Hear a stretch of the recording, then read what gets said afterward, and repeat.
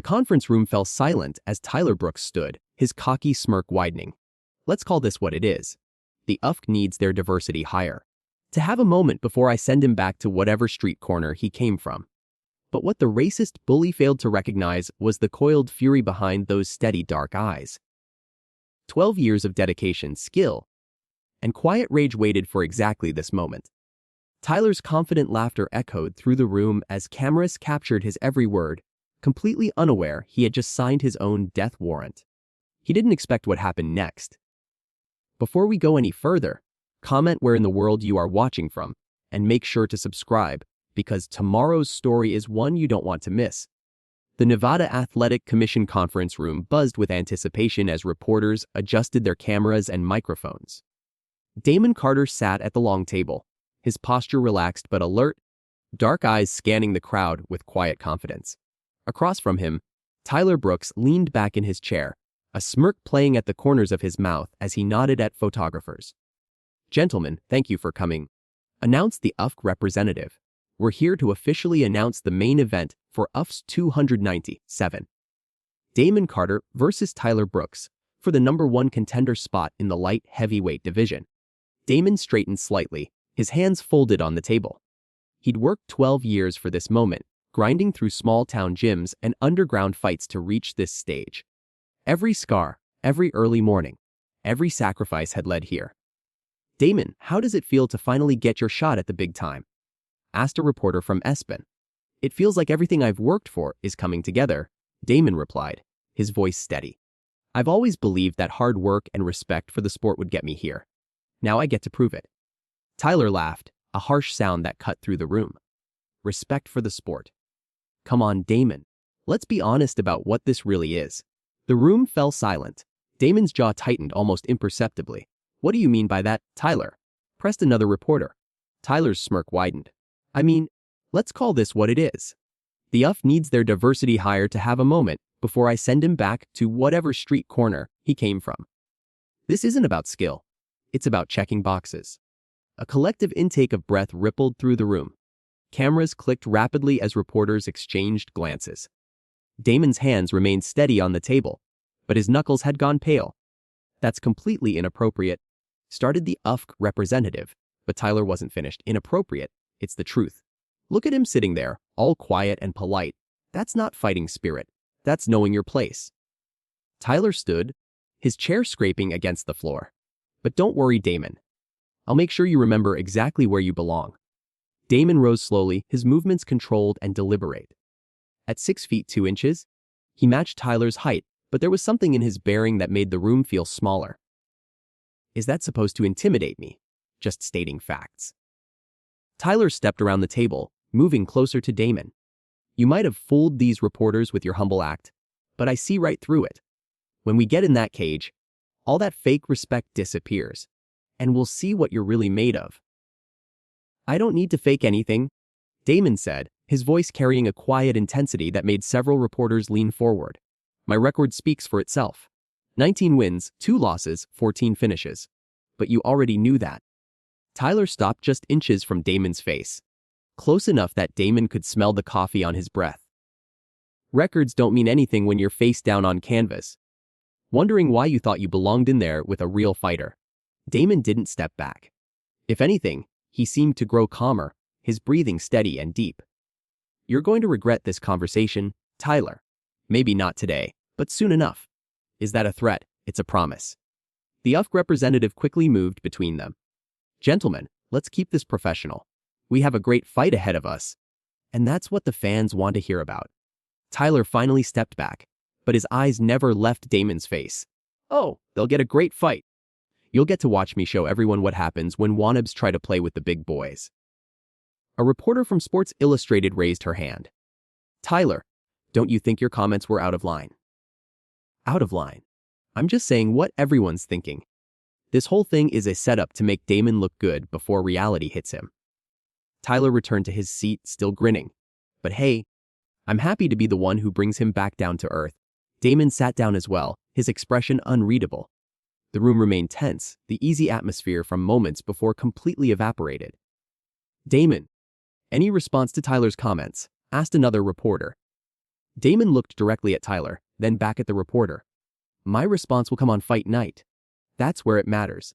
That's February 15th at the MGM Grand, announced the UFC representative, clearly eager to end the conference. Thank you all for coming. As the reporters began filing out, Tyler stood and walked past Damon's chair. See you soon, champ, he said, his voice low enough that only Damon could hear. Hope you're ready for what's coming. Damon watched him leave, his jaw set with quiet determination. The real fight had already begun. 3 days after the press conference, Damon wrapped his hands in the familiar quiet of Riley's gym. The old building smelled of sweat and determination, a sanctuary where politics and cameras couldn't reach. Coach Riley watched from the corner, his weathered face creased with concern.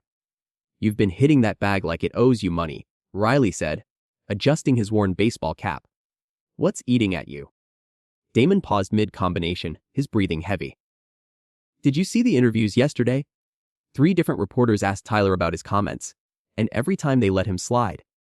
Heated emotions before a big fight, they said, like what he said was just trash talk. And that surprises you. Riley moved closer, his voice carrying decades of wisdom. The fight game's always been about selling tickets first, just a second. You know that. It shouldn't be that way. Damon unwrapped his hands, the tape damp with sweat. Sarah saw the press conference online. You know what she asked me? She asked if I was going to be safe. Riley's expression softened.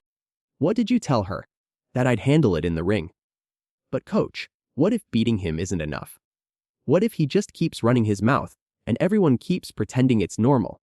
Then you beat him so badly that even the people making excuses for him have to admit the truth.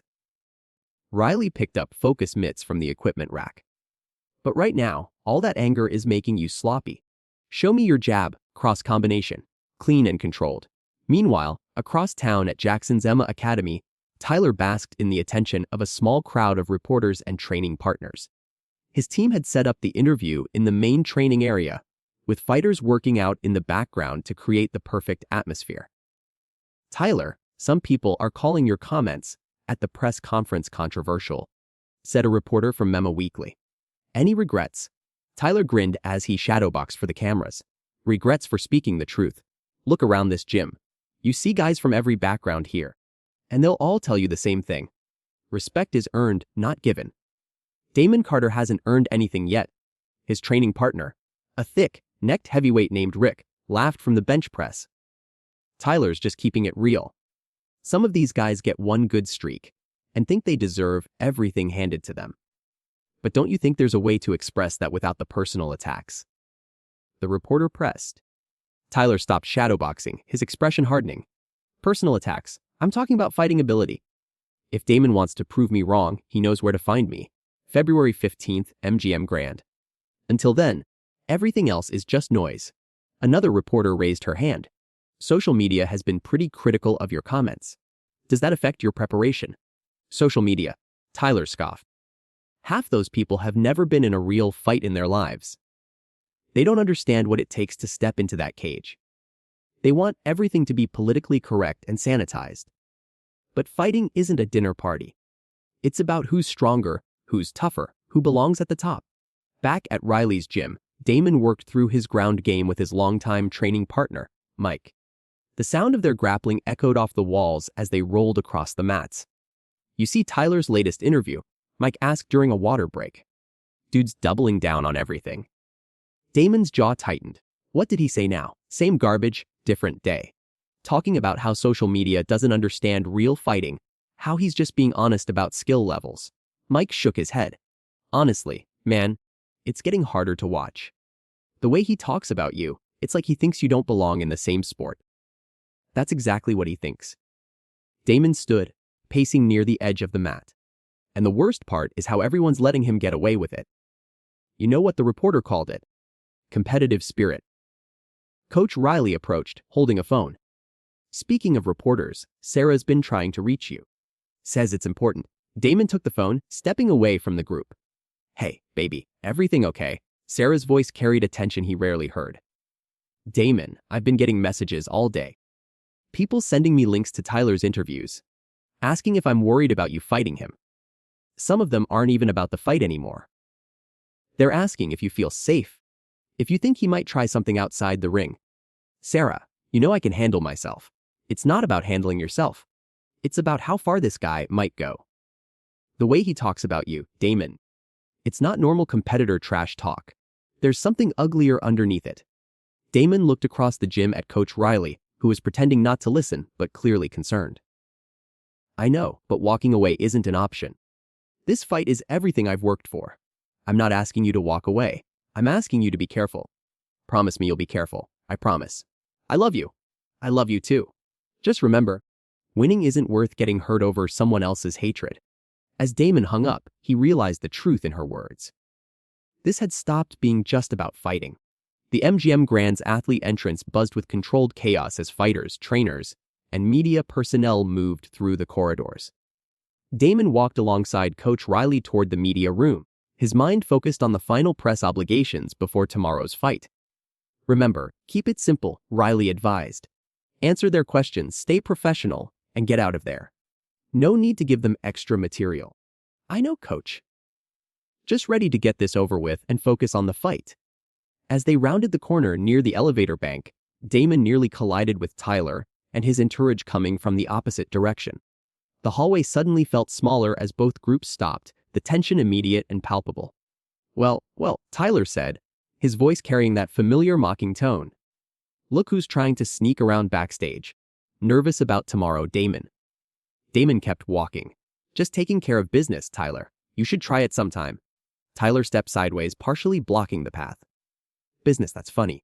I was just telling my team about your business. How exactly does someone with your background end up getting handed a title shot? Coach Riley placed a hand on Damon's arm, sensing the shift in atmosphere.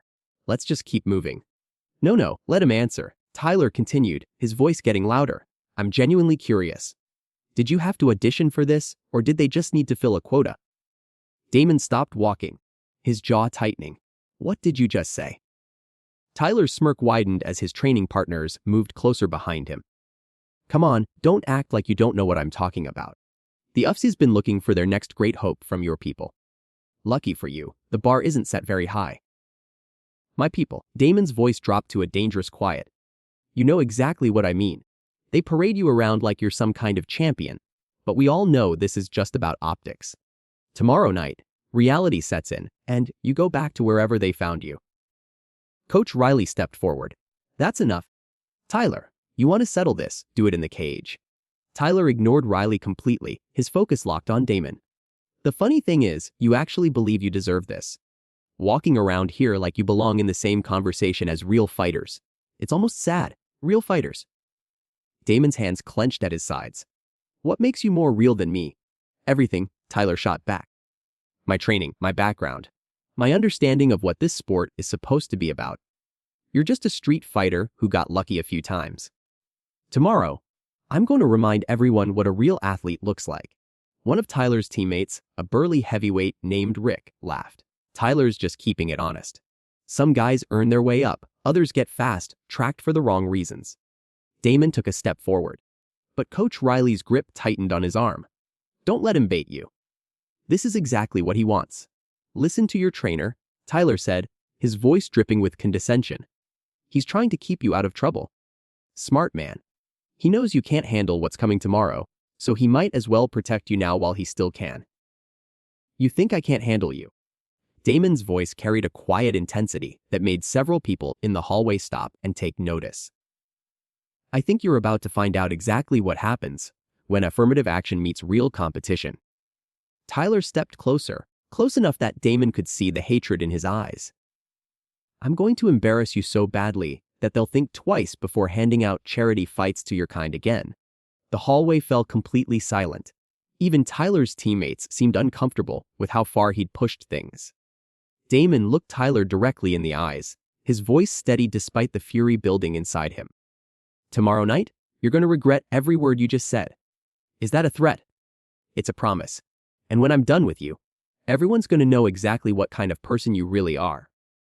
Tyler laughed, but there was something forced about it now. Tough talk from someone who's never faced real adversity. Tomorrow, you find out what it's like to fight someone who won't just roll over for you. We'll see about that.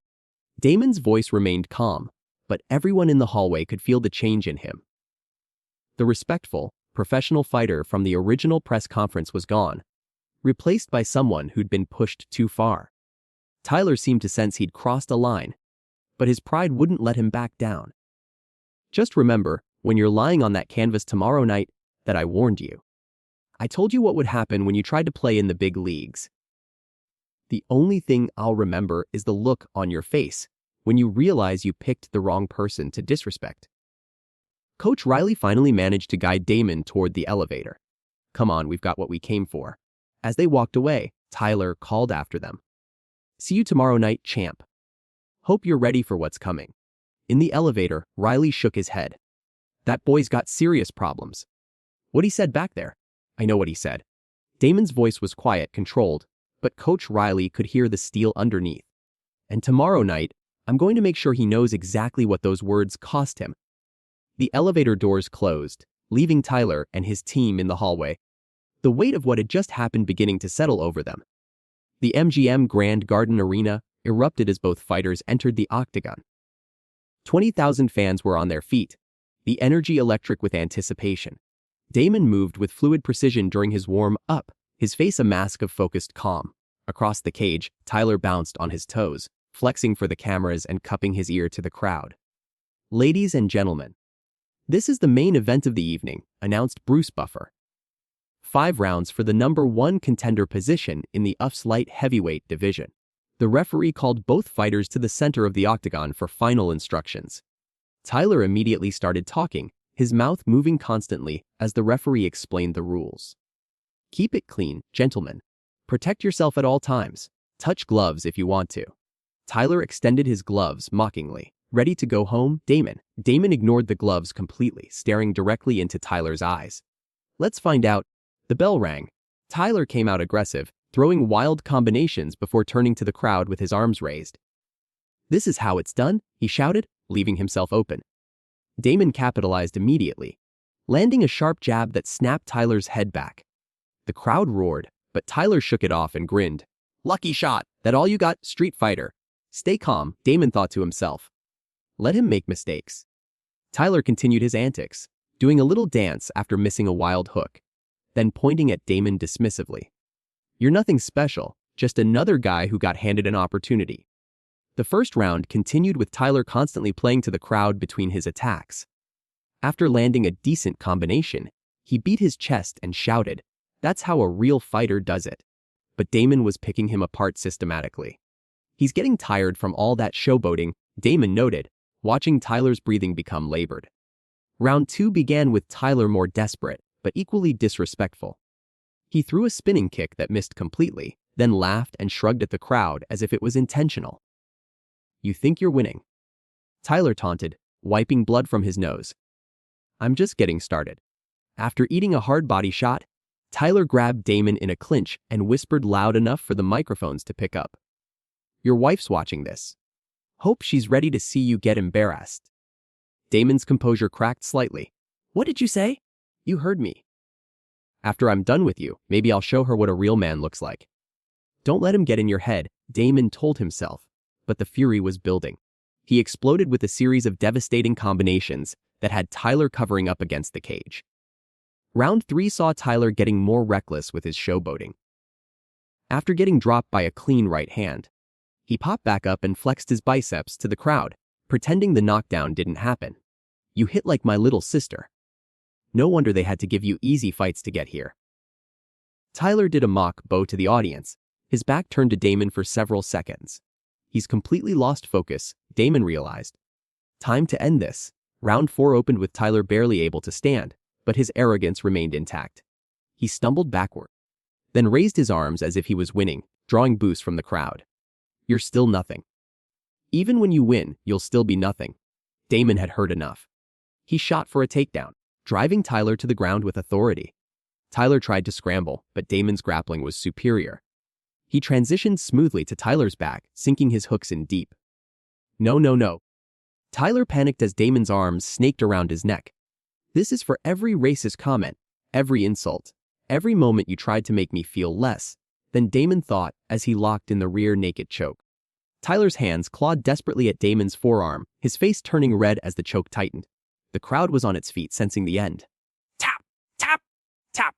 Tyler's corner screamed, but Tyler's pride wouldn't let him. His struggles became weaker, his breathing more labored. Finally, with his vision starting to fade, Tyler's hand slapped frantically against Damon's leg. Tap, tap, tap, Tyler gasped. The referee immediately stopped the fight as Damon released the choke. Tyler rolled away, coughing and gasping for air, his face a mask of humiliation and rage. Damon stood slowly, his emotions finally breaking through. The crowd erupted in appreciation for the dominant performance they'd just witnessed. Coach Riley climbed into the octagon, grabbing Damon in a bear hug. That's how you answer a bully, son. That's how you shut them up. I told him he'd regret those words, Damon replied, his voice filled with satisfaction and relief. The official announcement echoed through the arena.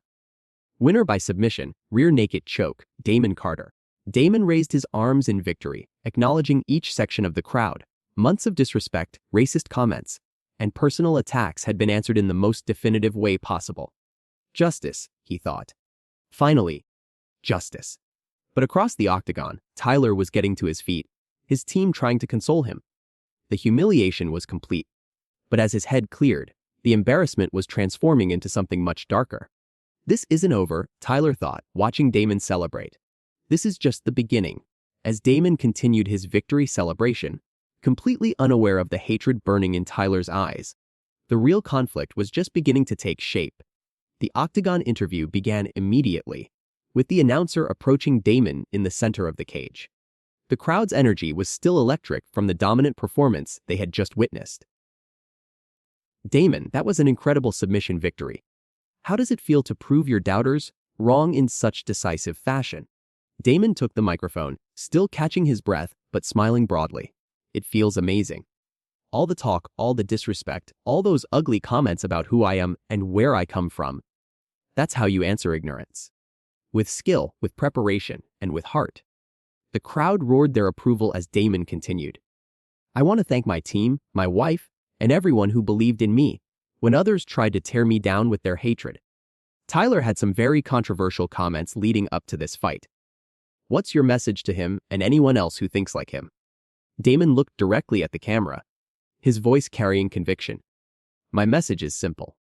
Your prejudice doesn't make you stronger. It makes you weak. Your hatred doesn't give you power. It blinds you to reality. And tonight, reality just choked you unconscious. The crowd exploded with cheers and applause. But across the octagon, Tyler had heard every word. His face, already flushed from the chokeout, turned crimson with rage. What did you just say? Tyler shouted, pushing past his corner team. Damon turned. Still holding the microphone, I said the truth. Something you wouldn't recognize.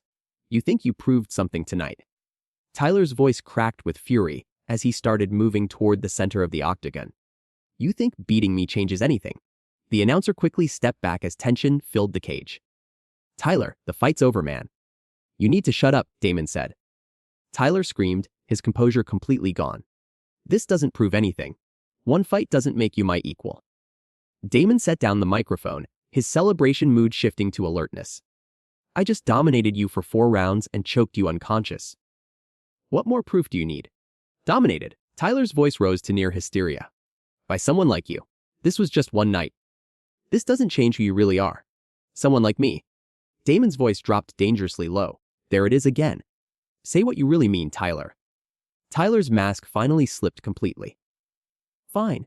You want the truth. You don't belong in here with real fighters. You never did. This whole thing was just a setup. The crowd's boos were deafening, but Tyler wasn't finished. I don't care what happened tonight. You're still nothing but ah. Before Tyler could finish the slur, Damon lunged forward. Say it. Say what you really think. Tyler swung wildly, catching Damon on the shoulder. Both men crashed to the canvas as the crowd erupted in shocked chaos. Get off me, Tyler screamed, throwing desperate punches. You want to keep running your mouth. Damon grabbed Tyler's wrist, controlling his arms. Let's finish this conversation.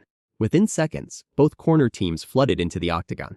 Coach Riley reached Damon first, trying to pull him away. Damon, stop. It's over. But Tyler's team was pulling him in the opposite direction, and he broke free from their grip. This isn't over. You hear me? This isn't over. Tyler charged again, swinging wildly. Rick, his heavyweight training partner, tried to restrain him, but Tyler shoved him away. Let me go. He disrespected me. More security poured into the octagon as the scuffle expanded. Tyler's other teammates joined the fray, trying to protect their fighter while Damon's corner formed a protective circle around him. "You embarrassed me!" Tyler screamed over the chaos, in front of everyone. "You made me look like a fool." "You made yourself look like a fool," Damon shouted back, trying to break free from Coach Riley's hold. "With your mouth and your attitude." It took 8 security guards to finally create separation between the two fighters. Tyler continued thrashing against the guards holding him, his face contorted with rage and humiliation. "This isn't finished," Tyler's voice carried across the entire arena, despite the mayhem. "You think winning one fight changes anything? You think it makes you better than me?" As security began escorting Tyler toward the cage exit, he broke free one more time, pointing directly at Damon with pure hatred in his eyes. "You better watch your back, Damon. You better watch your back real careful. I know where you train. I know where you live. This isn't over." The threat hung in the air as Tyler was finally dragged from the octagon, his voice echoing through the arena. "You'll see me again. Count on it." Damon stood in the center of the chaos, surrounded by his team and security. The reality of Tyler's words beginning to sink in. What should have been the proudest moment of his career had turned into something much darker. "Coach," Damon said quietly. "Did you hear what he just said?" Riley's expression was grim. "I heard it, son. We all heard it." 3 days after the fight, Tyler sat in a dimly lit bar on the outskirts of Las Vegas, nursing his third beer and replaying the humiliation over and over in his mind. His face still showed the bruises from the chokeout, a constant reminder of what had happened in front of 20,000 people. "I can't believe he said that garbage about hatred and prejudice," Tyler muttered to Rick, who sat across from him at the sticky wooden table, acting all high and mighty like he's some kind of hero. Rick nodded, his thick arms folded across his chest. "That interview was disrespectful, man. He basically called you a racist on national television, because that's what he thinks this is about. Everything's about race with these people." Tyler's voice grew louder, drawing looks from other patrons. He can't just accept that he got lucky one time. "So, what are you going to do about it?" asked Danny, another training partner who joined them. "You can't just let him get away with embarrassing you like that." Tyler's eyes lit up with a dangerous gleam. "Who says I'm letting him get away with anything? I told him this wasn't over, and I meant it." "What's that supposed to mean?" Rick leaned forward, lowering his voice. "It means Damon Carter needs to learn some respect.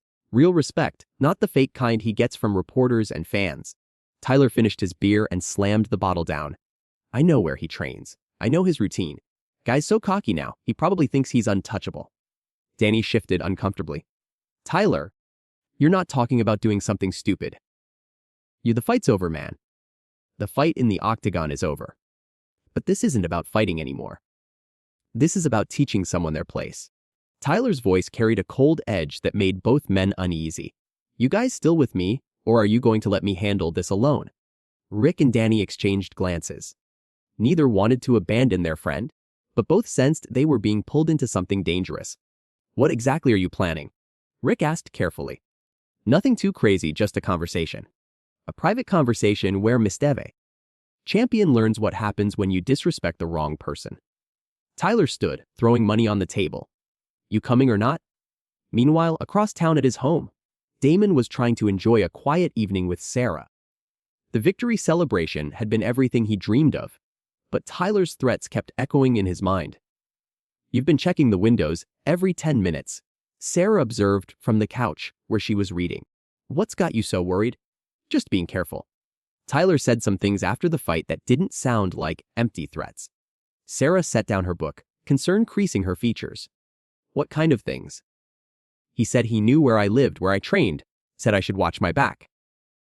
Damon moved away from the window, trying to appear calm. "Probably just angry talk. But after everything he said leading up to the fight, maybe we should call the police, make a report, and tell them what? That a guy I just beat up is mad about it. They'll laugh us out of the station."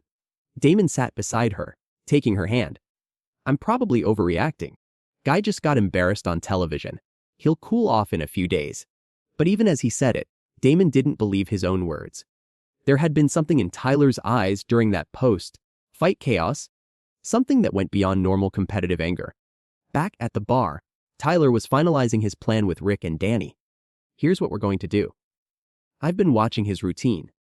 Every Tuesday and Thursday, he goes to that little gym on the east side for evening training. Leaves around 9, drives home the same route every time. Tyler, this sounds like you're talking about jumping the guy, Danny said nervously. That's not just a conversation anymore. I'm talking about making sure he understands that what happened in the octagon was a fluke. That in the real world, things work differently. Tyler's voice was calm now, which somehow made it more frightening. Look, I'm not going to seriously hurt the guy. Just rough him up a little. Show him he's not as tough as he thinks he is outside of his controlled environment. Rick was still hesitant. What if someone sees us? What if he calls the cops? He won't call the cops. Guys like him, they have too much pride. And even if he does, it's his word against ours. Who are they going to believe? Tyler grinned, but there was no humor in it. Besides, after tonight, he'll be too worried about when we might show up again to cause any trouble. The three men left the bar together. Tyler's plan set in motion. What had started as wounded pride was evolving into something much more dangerous. Thursday evening arrived with Damon finishing his training session at Riley's gym. The familiar routine of pad work and sparring had helped clear his mind, but as he gathered his gear, the nagging worry about Tyler's threats crept back in. You heading straight home tonight? Coach Riley asked, toweling off sweat from their session. Yeah, Sarah's making dinner. Why? Riley hesitated, then spoke carefully. Just been thinking about what that boy said after the fight. Maybe you should switch up your routine for a while. Take different routes home. Train at different times. Damon slung his gym bag over his shoulder. Coach, I can't live my life looking over my shoulder because some sore loser made threats. If I start changing everything I do because of Tyler Brooks, then he wins. Sometimes the smart play is to avoid a fight altogether, and sometimes running from a bully just makes them bolder. Damon headed toward the exit. I'll be fine. See you Saturday. As Damon walked toward his car in the gym's small parking lot, he didn't notice the dark SUV parked across the street. Inside, Tyler sat in the passenger seat with Rick behind the wheel and Danny in the back. There he is, Tyler said, his voice tight with anticipation. Right on schedule, just like I said. Damon started his car and pulled out of the parking lot, taking his usual route toward home through the quieter residential streets. The SUV followed at a distance, maintaining just enough space to avoid detection. You sure about this? Danny asked from the back seat, his nervous energy filling the vehicle. What if he fights back? Guy just choked you out 3 days ago. That was in his element with rules and referees, Tyler replied, his eyes never leaving Damon's tail lights ahead. This is different. This is reality. Rick glanced in the rearview mirror. What's the plan exactly? We just pull him over and have a conversation. We corner him somewhere private. Teach him some humility. Show him that winning one fight doesn't make him untouchable. Tyler's hands clenched into fists. He embarrassed me in front of the whole world. Time for him to understand what that feels like. A few cars ahead, Damon noticed the same headlights that had been behind him for several blocks. His training in situational awareness, drilled into him by years of competition, made him naturally observant. He took an unexpected right turn onto a side street to test his suspicions. The SUV followed. He's turning? Rick observed, maintaining distance. Stay with him, Tyler ordered. Don't get too close. Damon's heart rate picked up as he confirmed what he'd feared. He was being followed. He pulled out his phone to call Sarah, then stopped. What would he tell her? That he thought someone was following him. She'd insist he call the police. And he still wasn't sure this wasn't just paranoia. He took another turn, this time onto a more isolated street lined with warehouses and closed businesses. If someone was really following him, this would force their hand. He's heading into the industrial area, Rick noted, slowing down as they entered the darker, less populated section of town. Perfect, Tyler said, his voice carrying a dangerous satisfaction. Pull up next to him at the next light. Damon approached a red light and stopped, glancing nervously in his mirrors. The SUV that had been following him pulled up alongside, and through the tinted windows, he could make out multiple figures. The passenger window rolled down, revealing Tyler's face twisted with anger and malicious intent. Get out of the car, Damon, Tyler called across the space between vehicles. We need to talk. Damon's training kicked in immediately. Multiple attackers. Isolated location, no witnesses. This was a tactical nightmare. I don't think so, Tyler. You want to talk? We can do it somewhere public. I'm not asking. Tyler's voice hardened. You embarrassed me in front of everyone. Now it's time to return the favor. The light turned green, and Damon floored the accelerator, his car shooting forward into the intersection. Behind him, he heard tires squealing as the SUV gave chase. He's running, Danny shouted from the back seat. Then we chase him down, Tyler replied coldly. He can't run forever. Damon's hands gripped the steering wheel as he navigated the narrow streets, his mind racing through options. He could try to lose them in traffic, but this area was too deserted. He could drive to a police station, but he wasn't sure where the nearest one was. His phone was in his gym bag in the back seat, too far to reach while driving. The SUV was gaining on him, its more powerful engine closing the distance between them. Damon realized with growing dread that this chase would end soon, and when it did, he'd be facing 3 men with nothing but his fists and whatever weapons they might have brought. Damon's car careened through the industrial district as he desperately searched for an escape route. The SUV stayed close behind, its headlights flooding his mirrors with harsh light. Every turn he took, they matched. Every attempt to gain distance failed as their superior engine power kept them in pursuit. Come on, Damon muttered, scanning the darkened streets for any sign of other people or businesses that might still be open. Behind him, Tyler leaned forward in the passenger seat, his excitement building as they closed in. He's slowing down, running out of road. Rick gripped the steering wheel tighter as they navigated a sharp turn. What happens when we catch him? We have our conversation, Tyler replied, his voice carrying a dark promise. A nice private conversation about respect. Damon spotted what looked like a main road ahead and gunned his engine, hoping to reach traffic or at least better lighting. But as he approached the intersection, his heart sank. Construction barriers blocked the road, orange cones and warning signs indicating major road work ahead. He was forced to turn right, deeper into the maze of warehouses and empty lots. The SUV followed relentlessly, and now Damon could hear Tyler shouting from the passenger window, "You can't run forever, champ. Might as well pull over and take it like a man." Damon's car hit a pothole hard, jarring his teeth and causing his gym bag to slide across the back seat. His phone tumbled out, but it was still too far to reach safely while driving at this speed. There, Danny pointed from the back seat of the SUV. He's trapped ahead. Damon saw his worst fear realized. The road ended in a T intersection with high chain link fences on both sides, and the only way out was back the way he'd come, directly toward his pursuers. He slammed on the brakes, his car skidding to a stop just feet from the fence. In his rearview mirror, he watched the SUV pull up behind him, blocking his only escape route. End of the line? Tyler said with satisfaction as all 3 men climbed out of the vehicle. Damon sat in his car for a moment, weighing his options. He could try to ram past them, but that would likely result in a serious accident. He could stay in the car and hope someone would come by, but this area seemed completely deserted. Or he could get out and face whatever they had planned. "Get out of the car, Damon!" Tyler shouted, approaching the driver's side door. "Let's finish what you started with that disrespectful interview." Rick and Danny flanked the passenger side, effectively surrounding the vehicle. Damon realized he had no choice. Staying in the car would just make him a sitting duck. He opened the door slowly and stepped out, keeping his hands visible. "Tyler, this is crazy. What do you think you're accomplishing here?" "What I'm accomplishing?" Tyler's voice cracked with rage. "You made me look like a fool in front of the entire world. Called me a racist. Said my hatred made me weak."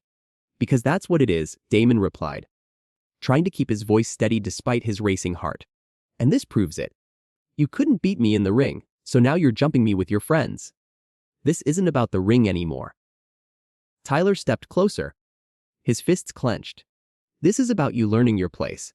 About understanding that one lucky night doesn't change anything." Danny shifted nervously behind Tyler. "Maybe we should just scare him a little and leave. This is getting out of hand." "Shut up, Danny," Tyler snapped without taking his eyes off Damon. "We came here to teach a lesson, and that's what we're going to do." Rick cracked his knuckles menacingly. 3-on-1 seems pretty fair, considering how mouthy he's been. Damon backed against his car, calculating distances and angles. His MEMA training had prepared him for 1-on-1 combat, but 3 attackers in an open space was a completely different scenario. "You know what the funny thing is?" Tyler continued, his voice taking on a mocking tone. All those people cheering for you, calling you a hero. They're not here now, are they?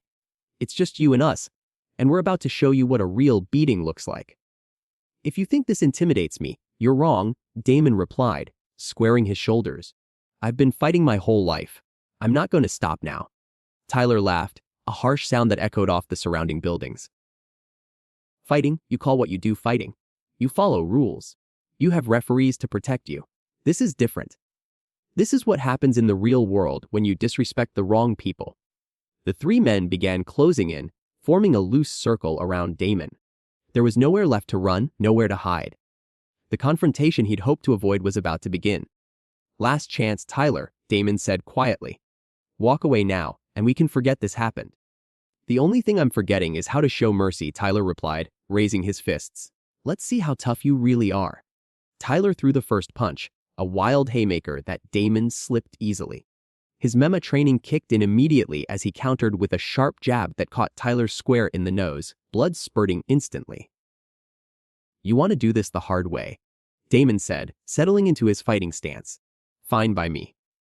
Rick charged from the left, throwing a clumsy overhand right. Damon ducked under it and swept Rick's legs, sending the bigger man crashing to the asphalt with a grunt of pain. This is insane, Danny shouted. But he moved forward anyway, loyalty to Tyler overriding his better judgment. Tyler wiped blood from his nose, his eyes wild with rage. Hold him down, both of you, hold him down. Danny grabbed for Damon's left arm while Tyler circled to the right. Damon twisted away from Danny's grip and landed an elbow to his ribs that doubled him over, gasping for air. You thought this would be easy. Damon's breathing was controlled despite the chaos. 3-on-1, and you still can't handle me. Rick had gotten back to his feet. More cautious now after being dropped so easily. He's faster than I thought. We need to corner him. I don't care how fast he is, Tyler's voice cracked with desperation. He's just one man. We're three. Tyler feinted left, then dove right, trying to tackle Damon around the waist. Damon sprawled backward, using Tyler's momentum against him, and drove his knee up into Tyler's solar plexus.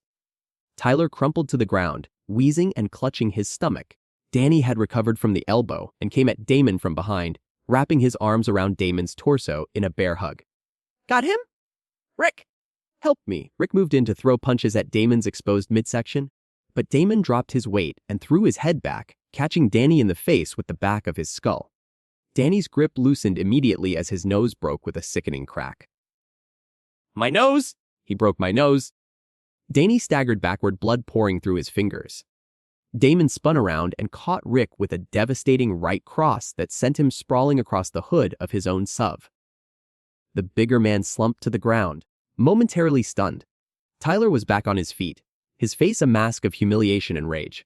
This isn't over. You hear me? This isn't over. Yes, it is, Damon replied. His voice steadied despite breathing hard from the exertion. You brought this on yourself. But Tyler pulled something from his jacket pocket, a metal tire iron he'd grabbed from the SUV. Now we'll see how tough you are. Tyler, don't, Danny pleaded, still holding his broken nose. This has gone too far. It goes as far as I say it goes. Tyler swung the tire iron in a vicious arc toward Damon's head. Damon barely ducked in time, the metal weapon whistling past his ear. He grabbed Tyler's wrist with both hands, controlling the weapon while driving his shoulder into Tyler's chest. Drop it, Damon commanded, applying pressure to Tyler's wrist. Never! Tyler struggled against Damon's grip, but his leverage was poor and his strength was fading. Damon twisted Tyler's wrist sharply, and the tire iron clattered to the asphalt. Without hesitation, he swept Tyler's legs and drove him face, first into the chain link fence. Tyler's body went limp as he slumped to the ground unconscious. Rick was trying to get back to his feet, but Damon's punch had left him dazed and unsteady. I'm done, man. I'm done. Don't hit me again. Danny was leaning against the SUV, blood still streaming from his nose. We should never have come here. This was stupid. Tyler's crazy. Damon looked at the three men. Tyler unconscious against the fence, Rick barely standing, and Danny bleeding and defeated. The adrenaline was beginning to fade, replaced by the reality of what had just happened. You attacked me, Damon said, pulling out his phone, which had fallen during the fight. 3 against 1 with weapons. That's aggravated assault. Please don't call the cops, Danny begged. Tyler made us do it. We didn't want to hurt you. You should have thought about that before you followed me here. Damon dialed 911. keeping his eyes on Rick and Danny. This ends now.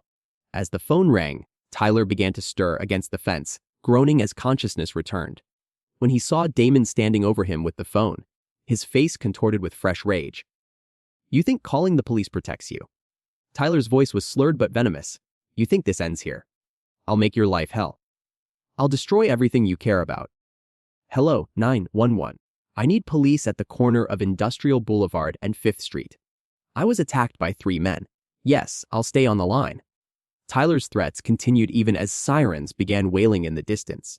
But for the first time since this nightmare began, Damon felt like justice might finally be within reach. The police arrived within minutes, their flashing red and blue lights cutting through the darkness of the industrial district. Detective Rodriguez stepped out of the lead car, surveying the scene with the practiced eye of someone who'd seen plenty of street fights gone wrong. "I'm Detective Rodriguez." "Who called this in?" Damon raised his hand, still breathing heavily from the confrontation. "That was me, Damon Carter. These 3 men followed me from my gym and attacked me." Rodriguez looked at Tyler, who was now sitting against the fence with blood on his face, then at Rick and Danny, both showing obvious signs of having been in a fight. "And you are?" "Tyler Brooks," Tyler muttered, not making eye contact with the detective. "The Mima fighters," Rodriguez nodded with recognition. "I saw your fight on Saturday. Heard about the post-fight incident too." He pulled out his notebook. "Mr. Carter, tell me what happened here." As Damon recounted the events, the chase, being cornered, the 3-on-1 attack, and Tyler's use of the tire iron, Rodriguez took detailed notes. Tyler remained silent, but his jaw tightened with each detail. "Mr. Brooks, you want to give me your version of events?" Tyler looked up with defiant eyes. "We just wanted to talk to him. He attacked us." "With what exactly?" Rodriguez gestured to Danny's broken nose and Rick's swollen face. "Because from where I'm standing, it looks like Mr. Ding." Carter defended himself against multiple attackers. Rick shifted uncomfortably. "It wasn't supposed to go this far. Tyler said we were just going to talk." "Shut up, Rick," Tyler snapped. "No, Tyler, I'm done shutting up." Rick's voice rose with frustration. "You said we were going to have a conversation, not jump the guy in a dark alley. Look at Danny's face. Look at what happened to us." Detective Rodriguez raised an eyebrow. "So this was premeditated. You planned to confront Mr. Carter." Danny wiped blood from his nose, his loyalty to Tyler finally cracking. "We followed him from his gym. Tyler had been talking about it for days. About teaching him a lesson." "Danny, I swear." Tyler started to threaten. "You swear what?" Rodriguez interrupted sharply. "You'll assault him too. Because that's what we're talking about here. Assault with a deadly weapon. Conspiracy, stalking. You're looking at serious charges, Mr. Brooks." Tyler's face went pale as the reality of his situation began to sink in. This is ridiculous. He's the one who started all this with his disrespectful comments after our fight. Comments. Rodriguez looked incredulous. "You're telling me you orchestrated an assault because of something someone said in an interview? He called me a racist on national television. He made me look like a fool. And now you've made yourself look like a criminal," Rodriguez replied coldly. "Rick Williams and Danny Stevens, you're both under arrest for assault and conspiracy." As 2 officers moved to handcuff Rick and Danny, Tyler realized his accomplices were about to abandon him completely. "Wait, you can't arrest them. They were just helping me." "Helping you commit a felony," Rodriguez clarified.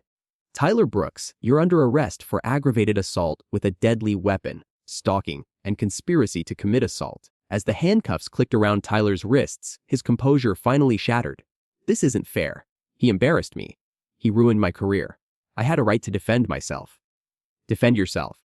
Damon spoke for the first time since giving his statement. "You followed me, cornered me, and attacked me with 2 other men. That's not defending yourself. That's being a coward." Tyler's face contorted with rage as he was led toward the police car. "You think this is over? You think some jail time scares me? I'll be out soon, and when I am, I'll remember this." "Keep talking," Rodriguez advised. "You're just making the prosecutor's job easier." As Tyler was placed in the back of the patrol car, he pressed his face against the window, staring at Damon with undisguised hatred. "This isn't finished. You hear me? This isn't finished." Detective Rodriguez handed Damon his business card. "You'll need to come in tomorrow to sign your formal statement. We'll also need photos of any injuries you sustained." "What happens now?" Damon asked, looking at the bruises forming on his knuckles. Now, Mr. Brooks learns that actions have consequences. With the weapon involved and the premeditation, he's looking at serious time. Plus, the Nevada Athletic Commission will likely ban him from professional fighting. Rodriguez closed his notebook. You did the right thing calling us. Guys like this, they don't usually stop until someone makes them stop. As the police cars drove away with Tyler and his accomplices, Damon stood alone in the empty lot, finally allowing himself to process what had happened. The immediate danger was over, but Tyler's final threats echoed in his mind.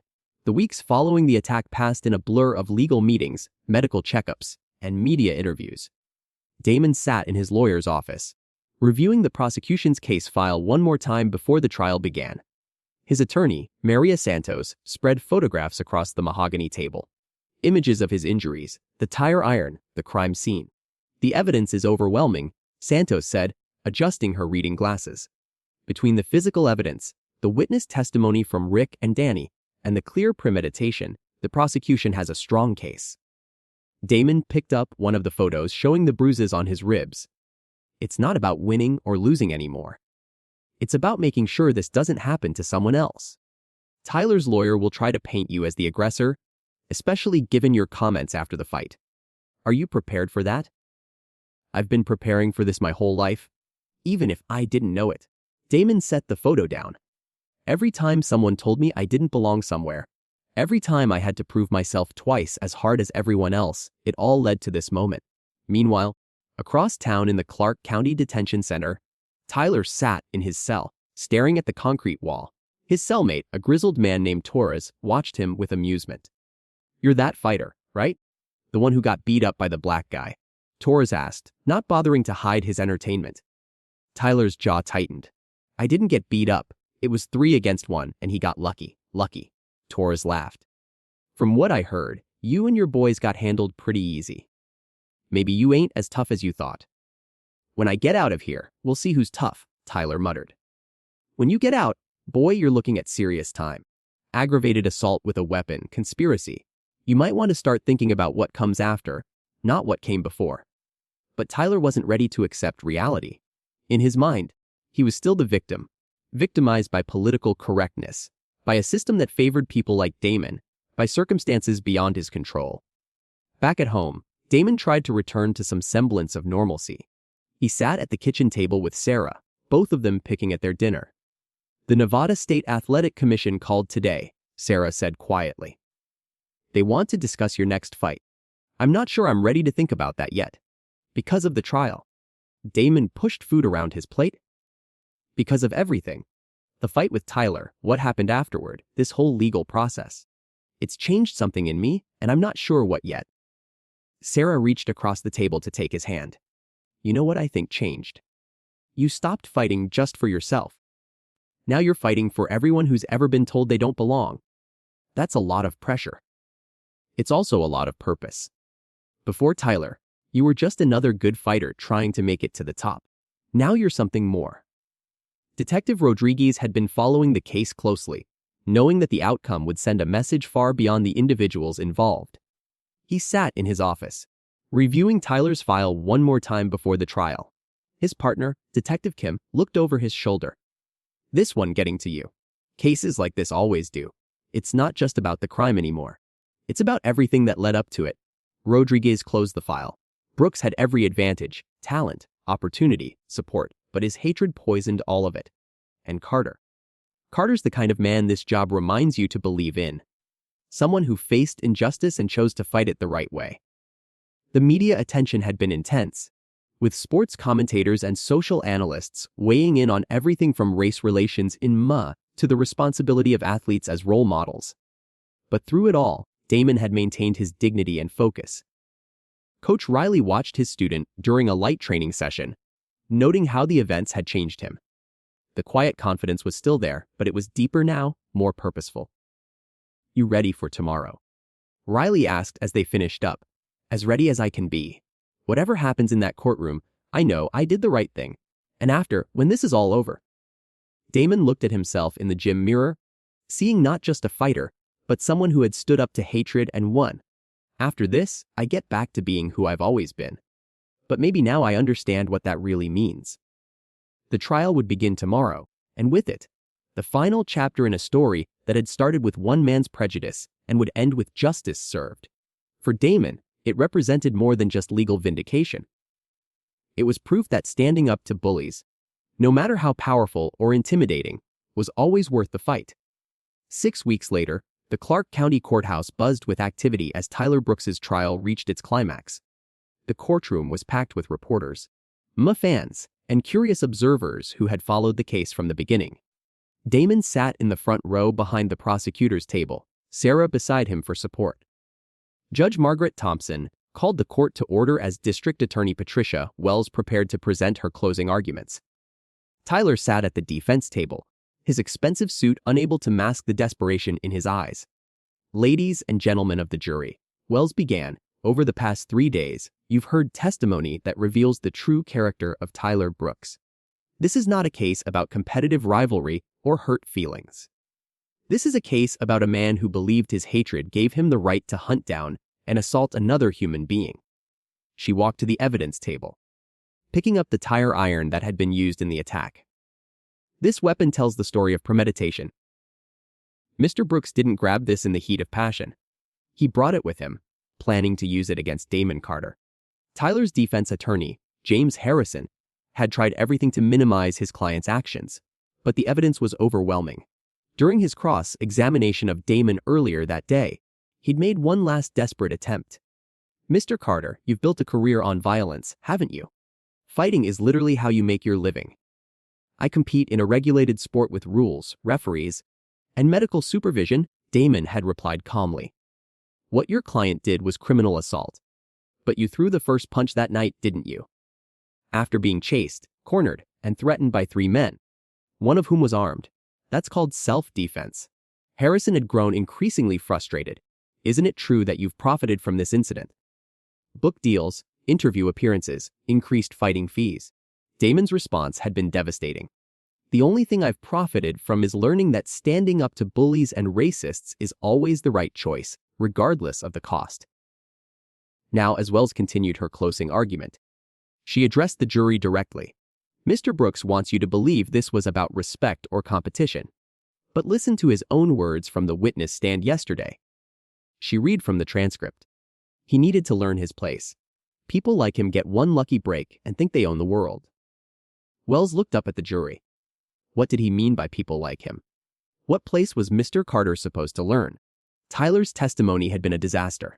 When Wells had cross-examined him, his carefully constructed facade had crumbled completely. Mr. Brooks, you testified that you wanted a man-to-man conversation with Mr. Carter. Is that why you brought 2 accomplices? I brought backup because I didn't know what to expect. Backup? You brought backup to have a conversation. Tyler's voice had risen defensively. The guy had just embarrassed me on national television. He made me look weak. Made you look weak or revealed what you actually are?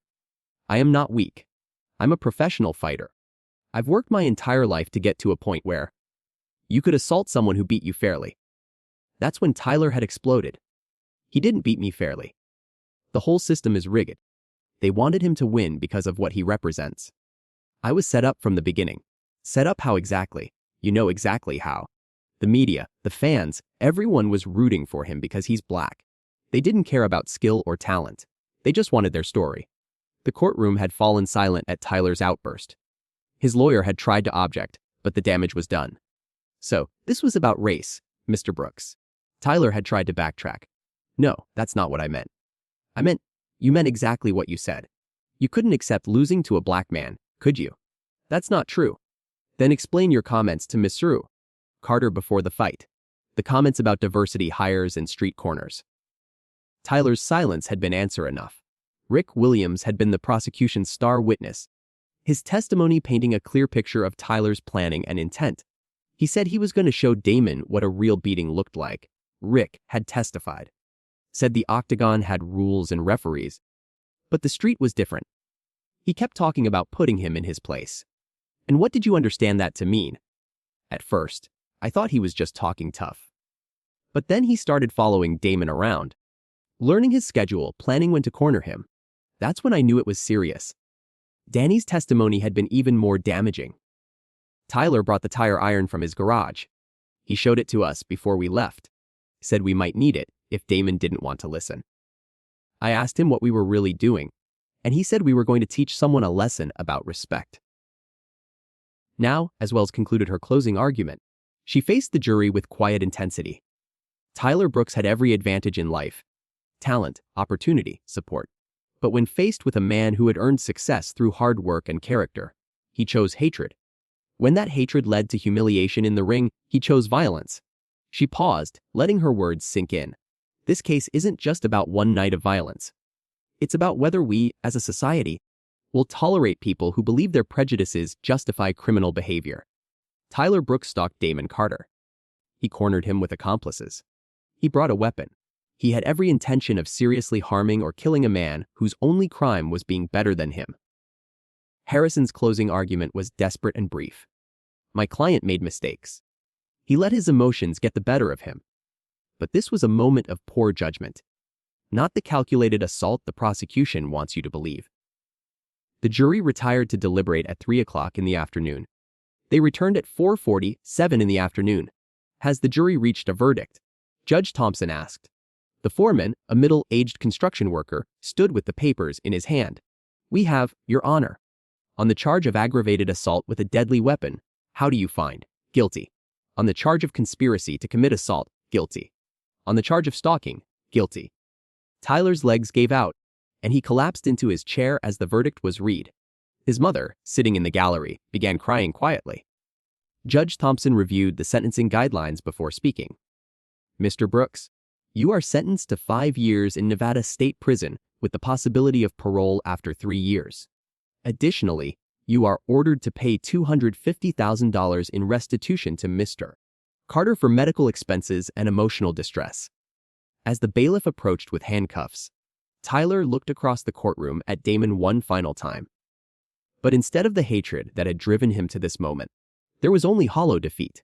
This court is adjourned. Justice at long last had been served. 6 months after the trial, Damon stood in the center of a packed arena in Phoenix, his hand raised in victory after defending his newly won light heavyweight championship. The crowd's roar was deafening as he celebrated with Coach Riley and his team. But this victory felt different from all the others. How does it feel to be champion? The post-fight interviewer asked, holding the microphone toward Damon. It feels like everything I went through was worth it, Damon replied, still catching his breath. Not just the training and the fights, but everything. The hatred, the threats, the trial, it all led to this moment. You've become something of an inspiration to many people. What's your message to them? Damon looked directly into the camera. My message is simple. Never let anyone make you feel like you don't belong somewhere. Work hard, stay true to your values, and justice will prevail. It might take time, but it will prevail. Meanwhile, 2,000 miles away, Tyler sat in his prison cell at Northern Nevada Correctional Center, watching the fight on the small television mounted to the wall. His cellmate, Torres, glanced over at him with amusement. That's your boy right there, Torres said, gesturing at the screen. The one who put you in here. Tyler's jaw tightened as he watched Damon celebrate with the championship belt. He got lucky. One good night doesn't make you a champion. Looks pretty champion-like to me. Belt around his waist, crowd going crazy, living his dream. Torres chuckled. While you're counting down 3 more years in here. Tyler turned away from the television, unable to watch anymore. The Nevada Athletic Commission had not only banned him from professional fighting, but had also launched an investigation into his past conduct that led to several other fighters coming forward with stories of his inappropriate behavior. His career was over, his reputation destroyed, his future uncertain. Back in Phoenix, Damon made his way through the crowd of well-wishers and reporters. Sarah waited for him near the exit, her face glowing with pride and relief. I'm so proud of you, she said, embracing him as cameras flashed around them. Not just for winning, but for everything you've stood for. We did this together, Damon replied, holding her close. You kept me grounded when everything was falling apart. Detective Rodriguez, who had flown in to watch the fight, approached them with a smile. Congratulations, champ. Justice looks good on you. Thank you for believing me from the beginning, Damon said, shaking the detective's hand. For taking it seriously when others might not have. Cases like yours remind me why I do this job. Sometimes the good guys really do win. Coach Riley joined the group, his eyes moist with emotion. 40 years I've been training fighters, and I've never been prouder of anyone. You didn't just win a championship tonight, son. You proved that character matters more than anything else. As the celebration continued around them, Damon reflected on the journey that had brought him here. The racist comments, the violent attack, the trial, and now this. It all felt like part of a larger story about standing up to hatred and refusing to be intimidated. What's next? Sarah asked as they finally made their way toward the exit. Next, I defend this title and keep proving that hard work and respect for others is what really matters in this sport, Damon replied. And maybe help some young fighters who are going through what I went through. In his cell, Tyler finally accepted what Torres and everyone else already knew. His choices had cost him everything. The hatred that had once felt like strength had revealed itself to be weakness. The prejudice he'd thought gave him power had ultimately destroyed him. The next morning, newspapers across the country carried the same headline from victim to victor. Damon Carter captures championship. The story detailed not just his fighting skills, but his courage in standing up to racist abuse and his dignity throughout the legal process that followed.